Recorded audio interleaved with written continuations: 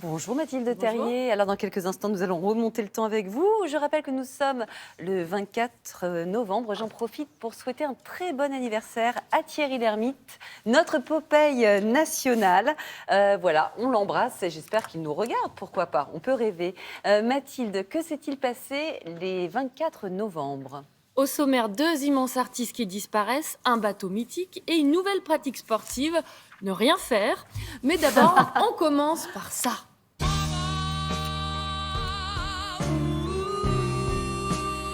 On était obligé aujourd'hui.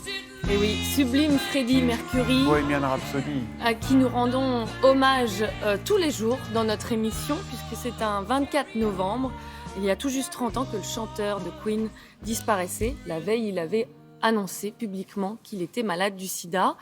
Et autre disparition, 6 ans plus tard, un 24 novembre toujours, la France par elle, cette voix. Quand reviendras-tu? Dis, au moins le sais-tu que... Barbara, la dame en noir, qui nous a quittés le 24 novembre 1997. Me colle des frissons à chaque fois. Tout le temps perdu ne se rattrape plus. Le printemps On remonte s'est encore enfui un peu plus le temps dans avec les le 24 novembre 1951. Et le premier voyage d'un bateau mythique. La Calypso du commandant Cousteau est spécialement équipée avec l'aide de la marine et de l'éducation nationale pour les recherches sous-marines.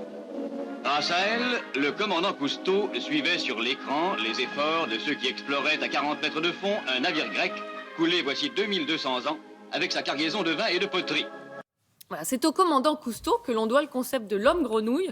À l'époque, on vient de le voir, il n'a pas encore son bonnet rouge, mais c'est le début d'une immense aventure. C'est un pionnier de l'environnement avec ses documentaires qui feront rêver des générations, des milliers de Français, et jusqu'en 1996, et le naufrage de la Calypso. Ah oui. Je crois que vous avez décidé de vous arrêter sur le 24 novembre 1990.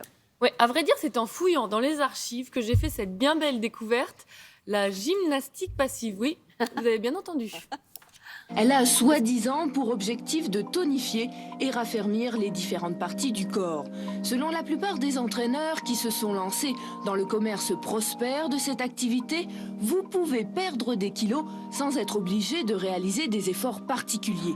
En fait, c'est magique, ce sont des tables qui effectuent les exercices à votre place. Quant à vous, vous pouvez vous laisser bercer. Un plaisir qui coûte tout de même entre 75 et 90 francs la séance. Malgré son prix, il attire de nombreux clients.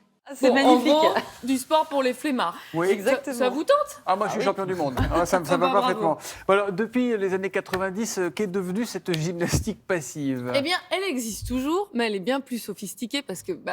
qu'est-ce qui s'est passé? La L'électronique, technique a évolué, l'informatique. voilà. Donc, dans les années 2000, on a d'abord eu les électrodes qui vous envoient des décharges comme ça pour stimuler vos muscles. C'est sympa, hein, voilà. Attention quand même à ne pas frôler la tétanie.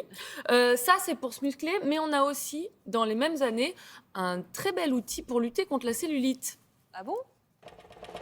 Entretenir son corps sans le moindre effort, tout le monde en rêve. Claire, elle, le fait.